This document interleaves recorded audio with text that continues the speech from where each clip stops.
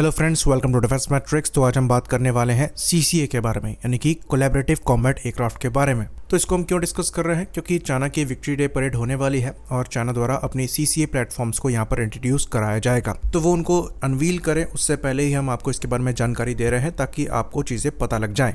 बाकी कई और डिफरेंट वेपन्स भी ये अनवील करेंगे, तो उन सब की जानकारी भी एक सेपरेट वीडियो में हम आपको देंगे। लेकिन पहले सीसीए को हम समझ लेते हैं और इसका फ्यूचर इम्पैक्ट क्या है ये हम समझ लेते हैं। तो सीसीए यानी कि कोलैबोरेटिव कॉम्बैट एयरक्राफ्ट एक अनमैन्ड एयरक्राफ्ट होगा जो कि मैन्ड एयरक्राफ्ट के साथ पैरेलल में काम करते हुए ऑपरेशंस को परफॉर्म करेगा। मोस्टली ये ऑटोनोमस एयरक्राफ्ट होगा और यहाँ पर इंस्ट्रक्शंस जो हैं ये मैन्ड एयरक्राफ्ट से आएंगे। तो मैन्ड अनमैन्ड टीमिंग सिस्टम को हम पहले भी डिस्कस कर चुके हैं। हमारे द्वारा जो कैट्स वॉरियर अनवील किया गया है वो भी एक तरीके का सीसीए प्लेटफॉर्म है। वहीं पर अमेरिका द्वारा भी इन प्लेटफॉर्म्स को बनाया जा रहा है। जनरल एटॉमिक्स द्वारा हाल ही में YFQ-42A सीसीए एयरक्राफ्ट की पहली फ्लाइट कराई गई थी।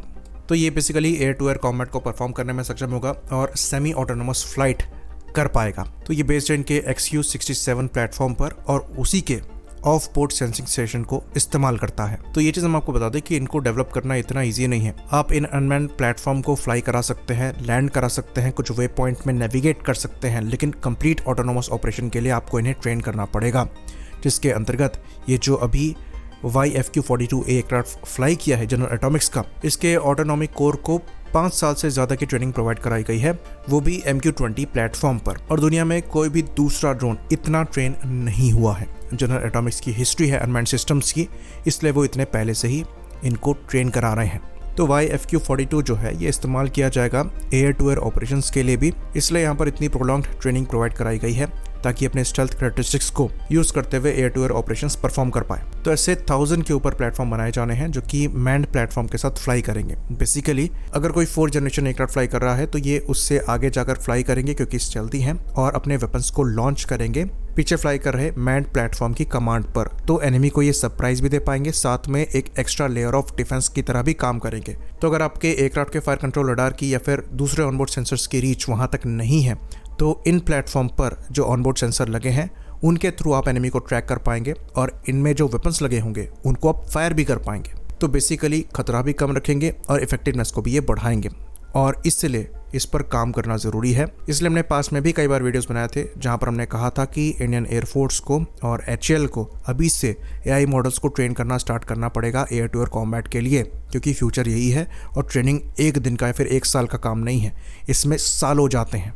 खैर ये जस्ट एक पार्ट है। मल्टीपल कोलैबोरेटिव कॉम्बैट एयरक्राफ्ट जो हैं ये डेवलपमेंट में है और ये कितना एडवांस होते हैं ये डिपेंड करेगा कि आपने इनको कितनी ट्रेनिंग प्रोवाइड कराई है, खासकर ऑटोनोमस ऑपरेशंस में, क्योंकि ड्रोन्स आज भी फ्लाई कर रहे हैं और ये ड्रोन्स नहीं है। इनको एयर टू एयर कॉम्बैट लड़नी है जो कि एयर टू सरफेस कॉम्बैट से काफ़ी ज़्यादा डिफिकल्ट होती है और रिएक्शन टाइम भी वहाँ पर कम होता है और दूसरे मल्टीपल फैक्टर्स इन्वॉल्व हो जाते हैं जिसकी वजह से कॉम्प्लिकेशन बढ़ जाता है। वहीं पर एक और सीसीए प्लेटफॉर्म यूएस द्वारा बनाया जा रहा है जिसको YFQ-44 कहा जाता है। इसे एंड्यूरल द्वारा डेवलप किया जा रहा है और निकनेम फ्यूरी दिया गया है। तो इस प्लेटफॉर्म की जो परफॉर्मेंस है ये काफ़ी ज़्यादा एग्रेसिव है। ये ऑलमोस्ट सुपरसोनिक पहुंच पाएगा और एक्सटर्नल हार्ड पॉइंट्स में भी वेपन्स को माउंट करने में सक्षम होगा।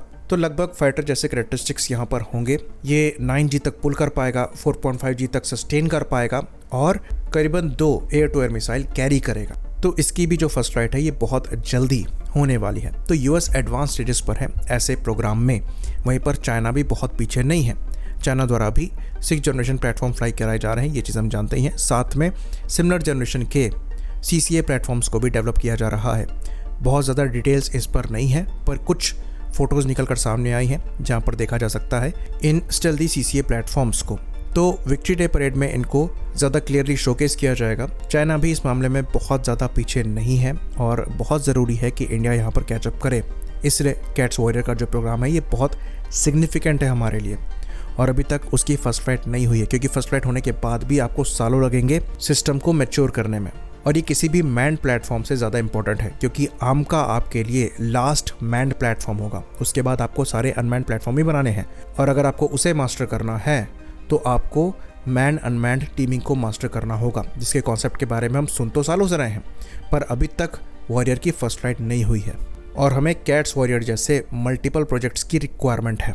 होपफुली प्रोग्रेस में तेज़ी आए क्योंकि डिले हम अफोर्ड नहीं कर सकते। आई होप इन्फॉर्मेशन यहाँ पर क्लियर रही हो। इसी बात पर इस वीडियो को हम खत्म करेंगे। लाइक करिए, सब्सक्राइब करिए, जय हिंद।